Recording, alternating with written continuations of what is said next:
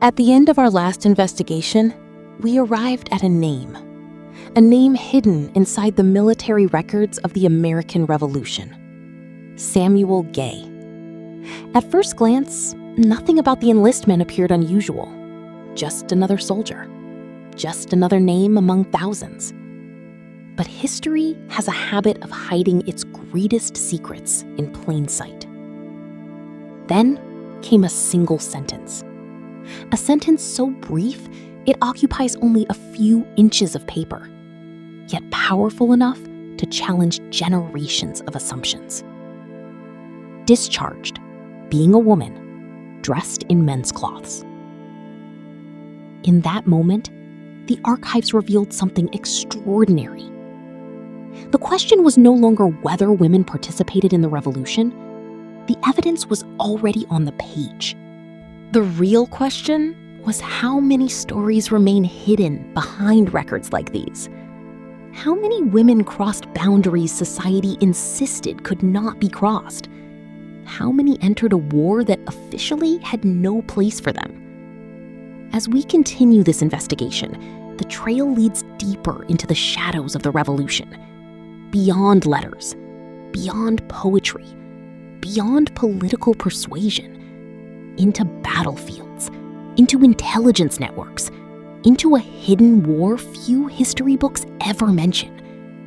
And among the names preserved in those archives is one woman whose secret survived years of military service, a woman who carried the scars of the revolution for the rest of her life. Her name was Deborah Sampson, and her story is only the beginning. The revolution had been fought with arguments, with pamphlets, with poetry, with ideas. But eventually, every revolution reaches the same question: who is willing to fight for it? The archives contain an answer that historians once struggled to explain.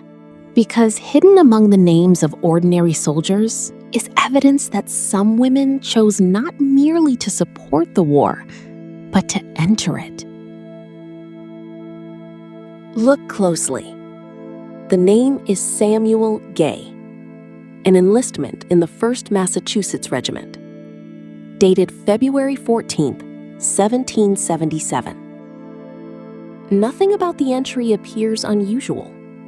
No warning, no special notation, no indication that anything is out of place. To military officials, Samuel Gay was simply another soldier, another musket, another body in the line. Then we find another document, a discharge note. And in a single sentence, an entire assumption begins to collapse. The note reads, "Discharged, being a woman, dressed in men's cloths." This is one of those moments historians dream about, a surviving record, a direct statement, evidence impossible to dismiss. Women were not merely following armies, they were serving within them. And Samuel Gay was not alone. Because behind this brief military record lies a larger story. The story of a woman who managed to remain hidden far longer. A woman who transformed herself from an outsider into a participant in one of the most important conflicts in American history. Her name was Deborah Sampson. Under the name Robert Shurtleff, Deborah enlisted in the Continental Army. And then something unexpected happened. She succeeded. Not for days, not for weeks, for years. She marched, she campaigned. She endured the same hardships expected of every other soldier. Then, in 1782, one battlefield injury threatened to expose everything. Not because it endangered her life, but because it threatened the secret she had spent years protecting. During a skirmish near Tarrytown, a musket ball struck her thigh. For most soldiers, the next step would have been obvious. Seek medical treatment. Report to a surgeon. Have the wound examined. But Deborah faced a problem unlike any other soldier around her. Medical treatment meant exposure. Exposure meant discovery. And discovery meant the end. So she made a decision that still astonishes historians. Alone, without anesthesia, without assistance, using only a penknife, she attempted to remove the musket ball herself. Years later, Deborah filed a pension application, and buried within that document is one of the most haunting details in the Revolutionary Archive. The musket ball was never removed. For decades afterward, Deborah carried a fragment of the revolution beneath her skin. Long after the battles ended, long after independence had been secured, long after the celebrations faded, the war remained physically embedded within her body, a permanent reminder of a conflict she was never supposed to fight. Deborah Sampson forces us to reconsider a fundamental question. Who participated in the revolution? The records exist. The service happened. The wound was real.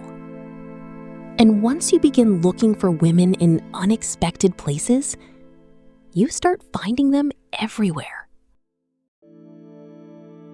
Some fought with muskets. Others fought with information. Because wars are won not only through courage, they are won through intelligence. And in occupied Philadelphia, one woman found herself standing at the center of a dangerous secret. Her name was Lydia Darrah. British officers frequently met inside homes they had commandeered from local families. One evening, according to later accounts, Lydia overheard discussions of a planned military operation against George Washington's forces, an operation intended to achieve surprise. At that moment, she faced a choice: remain silent or act.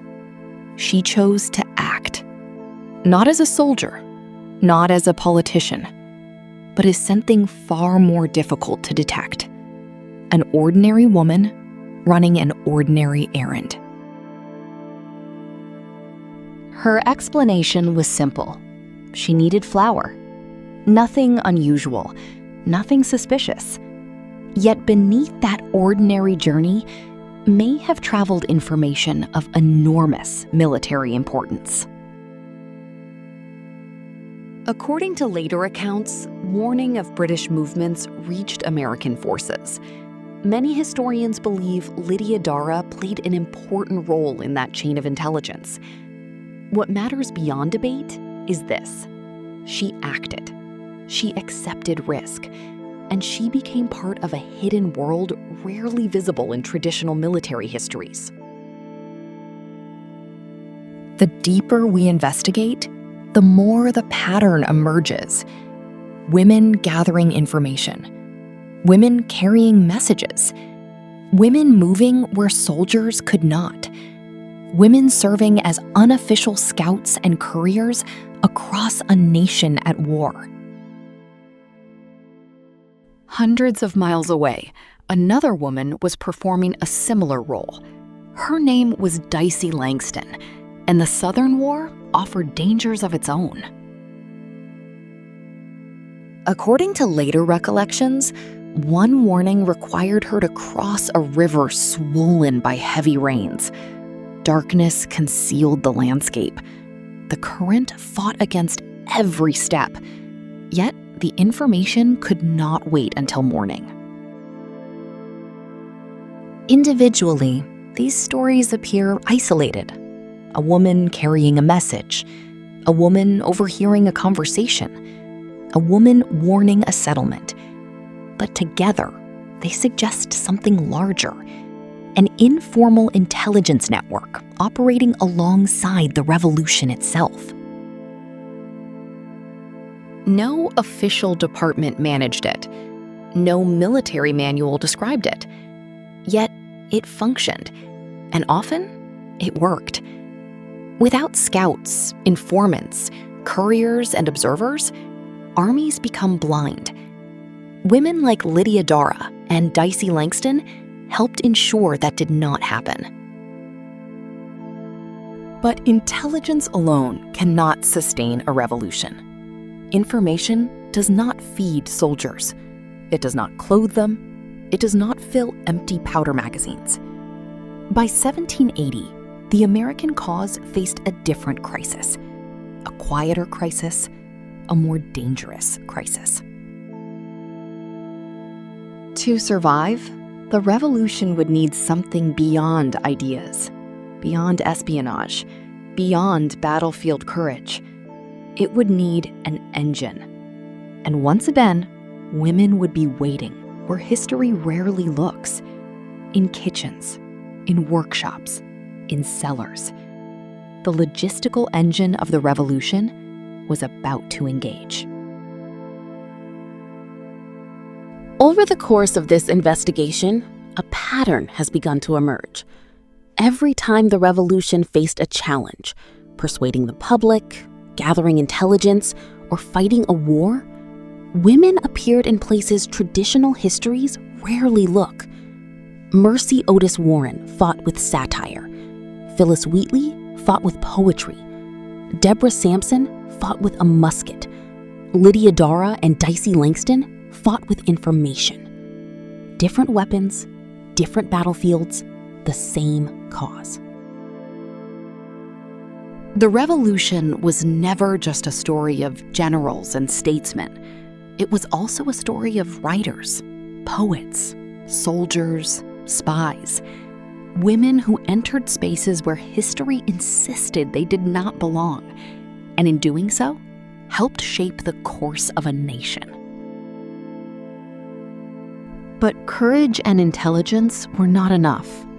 By 1780, the American cause faced a different enemy. Not British soldiers, not battlefield defeat, but starvation, poverty, and collapse. To survive, the revolution would have to be sustained from an unexpected place: the kitchen, the cellar, and the hands of women history rarely remembers. Somewhere in an archive, another forgotten story is still waiting to be discovered. If you enjoy uncovering the people history left behind, subscribe to Forgotten Ages and join us for the next investigation. And tell me in the comments, which story surprised you more? The women who fought with words, or the women who fought in disguise?